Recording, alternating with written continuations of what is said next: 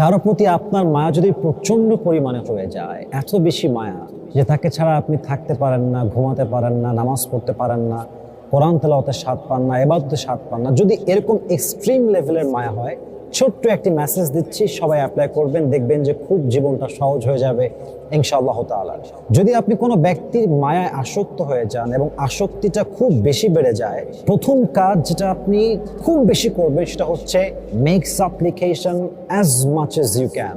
মন থেকে, হৃদয় থেকে 5 ওয়াক্ত নামাজের পরে, তাহাজ্জুদের পর দোয়া করা। দোয়াটা হবে এরকম, যে আল্লাহ, যে মানুষটা আমার কপালে লেখাই নেই, সে মানুষটার জন্য কোনো মায়া, কোনো ভালোবাসা তুমি আমার হৃদয়ে রেখো না। যে মানুষটা আমার ভাগ্যে কখনো ছিলই না, তার প্রতি কোনো আসক্তি তুমি আমার হৃদয়ে রেখো না। আল্লাহ, আমি শুধুমাত্র তোমার গোলাম হতে চাই, তোমার প্রিয় হতে চাই, তোমার সবচেয়ে নিকটতম বান্দা হতে চাই আমি। এটাই আমার জীবনের মূল উদ্দেশ্য। আল্লাহ, তুমি আমার হৃদয় থেকে দুনিয়ার প্রতি যে মায়া, মানুষের প্রতি যে মায়া দূর করে দে। আমাকে তুমি তোমার আশিক বানাও, তুমি আমাকে তোমার